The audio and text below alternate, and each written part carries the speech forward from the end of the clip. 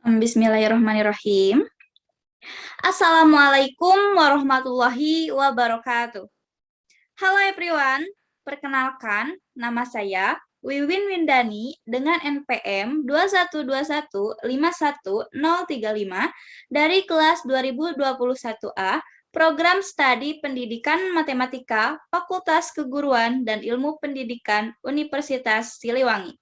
Video ini dibuat untuk memenuhi salah satu tugas mata kuliah Filsafat dan Sejarah Matematika yang diampu oleh Dr. Andes Dedi Nurjamil MPD. Nah, pada kesempatan kali ini saya akan membahas tentang sarana ilmiah. Nah, yang pertama ada hakikat sarana ilmiah. Sarana ilmiah pada dasarnya merupakan alat yang membantu kegiatan ilmiah dalam berbagai langkah yang harus ditempuhnya. Nah, pada langkah tertentu biasanya diperlukan sarana yang tertentu pula. Oleh sebab itulah, maka sebelum kita mempelajari sarana-sarana berpikir ilmiah ini, seyogianya kita telah menguasai langkah-langkah dalam kegiatan langkah tersebut. Nah, dengan jalan ini, maka kita akan sampai pada hakikat sarana yang sebenarnya, sebab sarana merupakan alat yang membantu dalam mencapai suatu tujuan tertentu. Nah, dengan kata lain, sarana ilmiah mempunyai fungsi-fungsi yang khas dalam kaitan kegiatan ilmiah secara menyeluruh. Nah, dalam proses pendidikan, sarana berpikir ilmiah ini merupakan bidang studi tersendiri. Dalam hal ini kita harus memperhatikan dua hal, yaitu yang pertama, sarana ilmiah bukan merupakan kumpulan ilmu, dalam pengertian bahwa sarana ilmiah itu merupakan kumpulan pengetahuan yang didapatkan berdasarkan metode ilmiah. Seperti diketahui, salah satu di antara ciri-ciri ilmu umpamanya adalah penggunaan induksi dan deduksi dalam mendapatkan pengetahuan. Sarana berpikir ilmiah ini tidak mempergunakan cara ini dalam mendapatkan pengetahuannya. Nah, sarana lebih jelas dapat dikatakan bahwa ilmu mempunyai metode tersendiri dalam mendapatkan pengetahuannya yang berbeda dengan sarana berpikir ilmiah. Nah, yang kedua, tujuan mempelajari sarana berpikir ilmiah adalah untuk memungkinkan kita untuk menelaah ilmu secara baik. Nah, sedangkan tujuan mempelajari ilmu dimaksudkan untuk mendapatkan pengetahuan yang memungkinkan kita untuk dapat memecahkan masalah kita sehari-hari. Nah, dalam hal ini, maka sarana berpikir ilmiah merupakan alat bagi cabang-cabang ilmu untuk mengembangkan materi pengetahuannya berdasarkan metode ilmiah. Nah, jelas bahwa mengapa sarana berpikir ilmiah ini mempunyai metode tersendiri yang berbeda dengan metode ilmiah dalam mendapatkan pengetahuannya. Nah, sebab fungsi sarana berpikir ilmiah adalah membantu proses metode ilmiah dan bahkan merupakan ilmu tersendiri. Nah, untuk melakukan kegiatan berpikir ilmiah dengan baik, maka diperlukan sarana yang berupa bahasa, statistika, matematika, dan juga logika. Oke, selanjutnya kita ke fungsi sarana berpikir ilmiah. Nah, sarana ilmiah mempunyai fungsi yang khas sebagai alat bantu untuk mencapai tujuan dalam kaitan kegiatan ilmiah secara keseluruhan. Nah, sarana berpikir ilmiah ini merupakan alat bagi cabang-cabang pengetahuan untuk mengembangkan materi pengetahuan. Nah, pada dasarnya ada 3. Yang pertama ada bahasa ilmiah. Nah, berfungsi sebagai alat komunikasi untuk menyampaikan jalan pikiran seluruh proses berpikir ilmiah. Nah, yang dimaksud bahasa di sini ini bahasa ilmiah yang merupakan sarana komunikasi ilmiah yang ditujukan untuk menyampaikan informasi yang berupa pengetahuan. Nah, bahasa pada hakikatnya mempunyai 2 fungsi utama, yakni yang pertama itu sebagai sarana komunikasi antar manusia, dan yang kedua sebagai sarana budaya yang mempersatukan kelompok manusia yang mempergunakan bahasa tersebut. Yang selanjutnya ada matematika dan logika. Nah, matematika dan logika ini mempunyai peranan penting dalam berpikir deduktif, sehingga mudah diikuti dan dilacak kembali keberadaannya. Nah, matematika adalah pengetahuan sebagai sarana berpikir yang deduktif yang sifatnya itu jelas, spesifik, dan informatif, tidak menimbulkan konotasi emosional, dan matematika ini juga bersifat kuantitatif. Nah, matematika merupakan alat yang memungkinkan ditemukannya serta dikomunikasikannya kebenaran ilmiah lewat berbagai disiplin keilmuan. Matematika dan logika ini sebagai sarana berpikir deduktif mempunyai fungsi sendiri-sendiri. Nah, logika lebih sederhana ke penalarannya, sedangkan matematika itu sudah lebih terperinci seperti itu. Untuk selanjutnya yaitu statistika. Nah, statistika mempunyai peranan penting dalam berpikir induktif untuk mencari konsep-konsep yang berlaku umum. Nah, statistika ini merupakan ilmu yang mempelajari tentang cara mendapatkan data, menganalisis, dan menyajikan data, serta mendapatkan suatu kesimpulan yang sah secara ilmiah.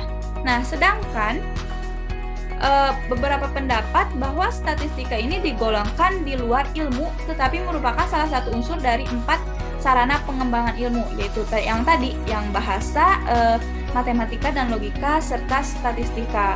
Nah, kita bahas satu persatu saja. Yang pertama yaitu tentang bahasa. Nah, bahasa memegang peranan penting dan suatu hal yang lazim dalam kehidupan manusia. Nah, bahasa sebagai sarana komunikasi antar manusia, dan tanpa bahasa tidak akan ada komunikasi. Dengan kemampuan kebahasaan akan terbentang luas cakrawala berpikir seseorang dan tiada batas dunia baginya.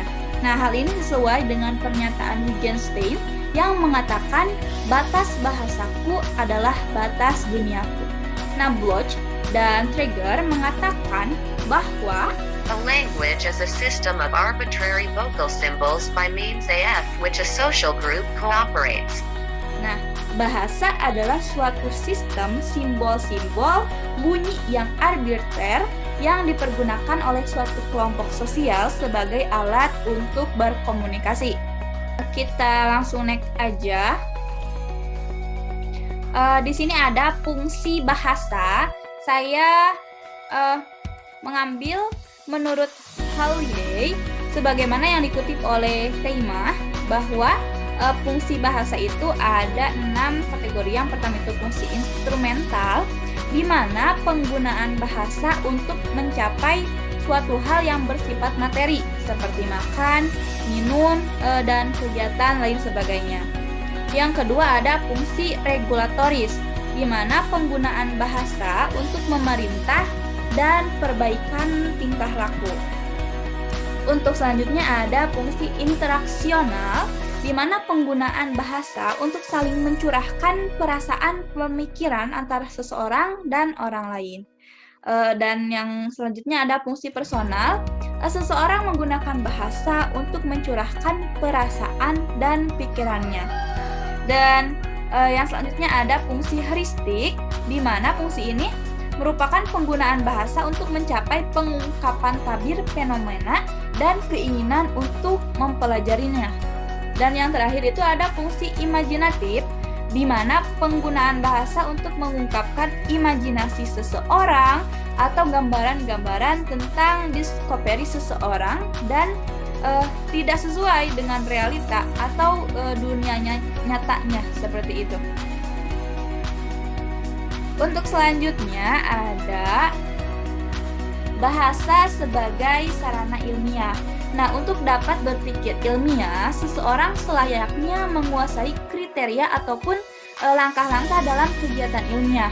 Dengan menguasai hal tersebut, tujuan yang akan digapai akan terwujud. Nah, di samping menguasai langkah-langkah, tentunya kegiatan ini tuh dibantu oleh sarana berupa bahasa logika, matematika, dan statistika.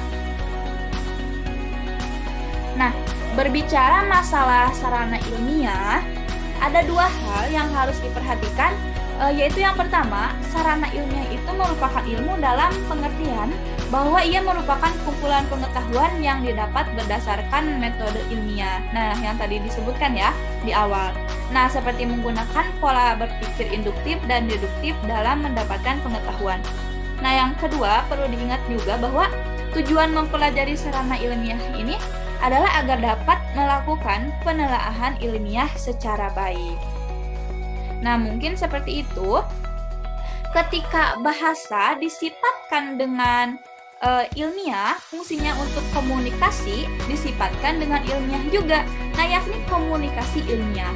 Nah, komunikasi ilmiah inilah yang merupakan proses penyampaian informasi berupa pengetahuan. Untuk mencapai komunikasi ilmiah, maka bahasa yang digunakan itu harus terbebas dari unsur emotif. Mungkin seperti itu. Kita langsung lanjut saja ke pembahasan selanjutnya, yaitu tentang matematika. Kita langsung lanjut saja ke matematika sebagai bahasa. Nah, matematika adalah bahasa yang melambangkan serangkaian makna dari serangkaian pernyataan yang ingin kita sampaikan. Lambang-lambang matematika bersifat artifisial yang baru mempunyai arti setelah sebuah makna diberikan kepadanya. Nah, tanpa itu maka matematika hanya merupakan kumpulan rumus-rumus yang mati, seperti itu. Untuk selanjutnya yaitu ada matematika sebagai sarana berpikir deduktif. Nah, matematika sebagai ilmu deduktif, nama ilmu deduktif ini diperoleh karena penyelesaian masalah-masalah yang dihadapi tidak didasari pada pengalaman, seperti halnya yang terdapat di dalam ilmu-ilmu empirik. Nah, melainkan didasarkan atas penjabaran-penjabaran. Nah, dalam hal ini, orang menganggap tidak mungkin titik tolak yang benar menghasilkan kesimpulan-kesimpulan yang tidak benar. Untuk selanjutnya ada matematika untuk ilmu alam dan sosial. Nah, matematika merupakan salah satu puncak kegemilangan intelektual, di mana di samping pengetahuan mengenai matematika itu sendiri, matematika juga memberikan bahasa, proses, dan juga teori yang memberikan ilmu suatu bentuk dan kekuasaan. Nah, dalam ilmu sosial, matematika biasa digunakan untuk menggambarkan kondisi politik dalam sebuah suasana politik. Misalnya pada saat pemilihan umum atau pemilu. Nah, kita dapat menggambarkan kondisi suasana politik dalam peta politik. Nah, pembahasan yang selanjutnya yaitu statistika. Kita langsung saja ke pembahasan tentang statistika ini. Yang pertama ada pengertian statistika. Nah, secara etimologi, kata statistik berasal dari kata status dalam bahasa Latin yang mempunyai persamaan arti dengan kata state dalam bahasa Inggris yang dalam bahasa diterjemahkan dengan negara. Nah, pada mulanya kata statistik diartikan sebagai kumpulan bahan keterangan atau data, baik yang berwujud angka, data kuantitatif ya, maupun yang tidak berwujud angka, yang mempunyai arti penting dan kegunaan yang besar bagi suatu negara. Nah, dengan kata lain, ilmu statistik adalah ilmu pengetahuan yang membahas atau mempelajari dan mengembangkan prinsip-prinsip, metode, dan prosedur yang perlu ditempuh untuk dipergunakan dalam rangka pengumpulan, penyusunan atau pengaturan, penyajian atau penggambaran, atau bisa dikatakan pelukisan, penganalisisan atau penarikan kesimpulan, pembuatan perkiraan, serta penyusunan ramalan pada data-data angka secara ilmiah, dalam hal ini tuh secara matematik, atas dasar pengumpulan data angka tersebut. Langsung lanjut saja ke statistika dan cara berpikir induktif.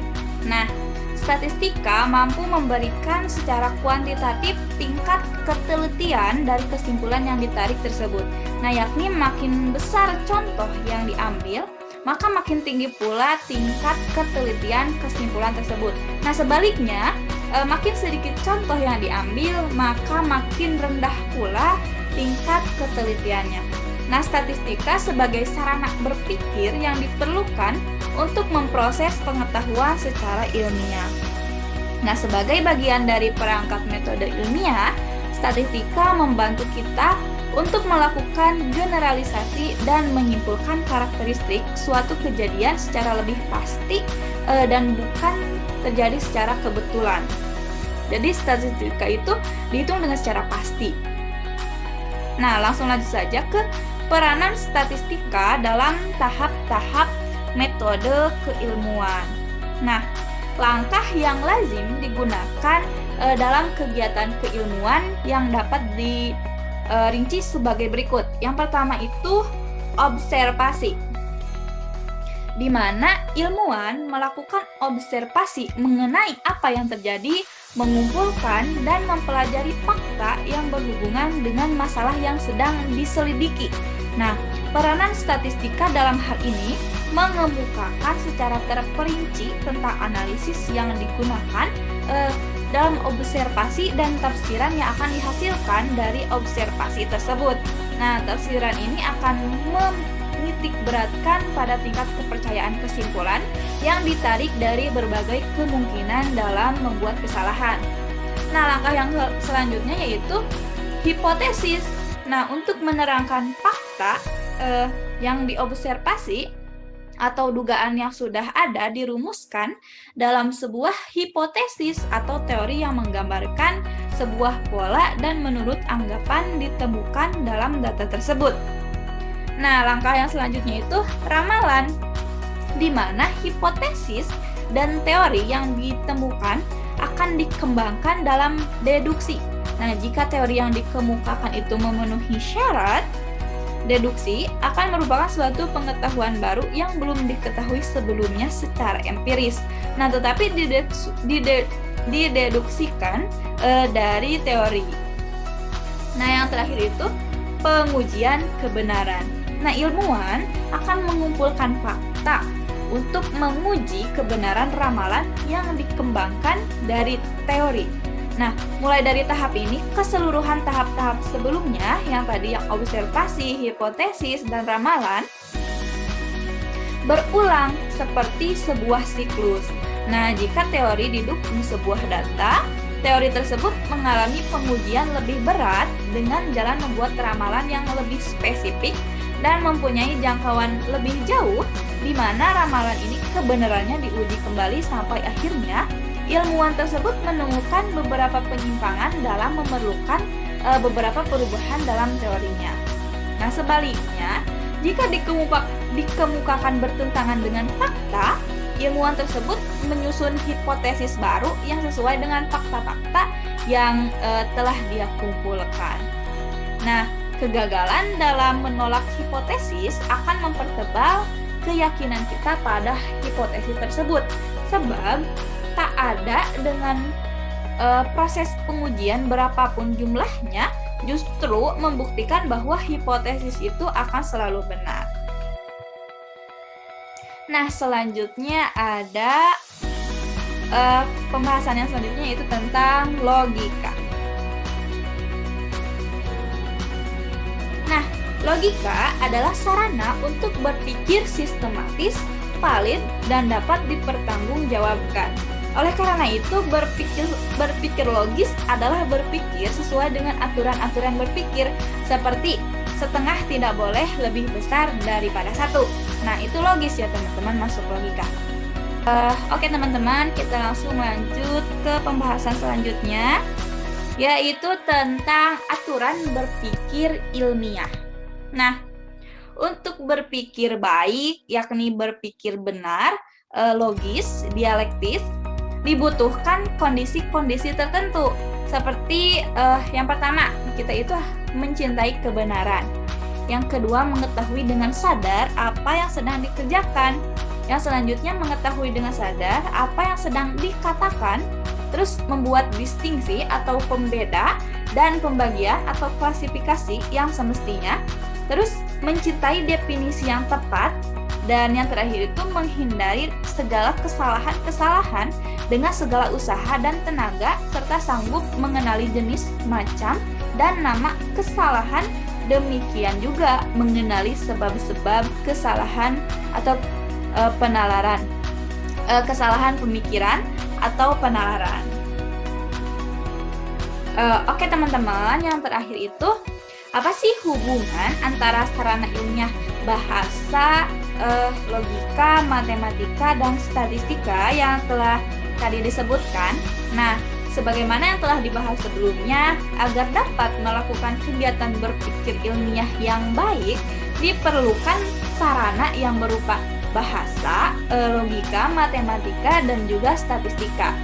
Nah, bahasa merupakan alat komunikasi verbal yang dipakai dalam seluruh proses berpikir ilmiah, di mana bahasa merupakan alat berpikir dan alat komunikasi untuk menyampaikan jalan pikiran tersebut kepada orang lain. Nah, ditinjau dari pola berpikirnya, maka ilmu merupakan gabungan antara berpikir deduktif dan juga berpikir induktif. Nah, untuk itu, penalaran ilmiah menyandarkan diri kepada proses logika deduktif dan logika induktif. Nah, matematika mempunyai peranan penting dalam berpikir deduktif, sedangkan statistika mempunyai peranan penting dalam berpikir induktif. Nah, jadi keempat sarana ilmiah ini saling berhubungan erat satu sama lain, seperti itu. Mungkin sekian yang dapat saya sampaikan. Terima kasih. Wassalamualaikum warahmatullahi wabarakatuh.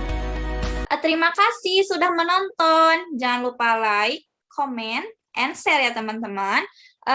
Jangan lupa subscribe, karena subscribe itu gratis.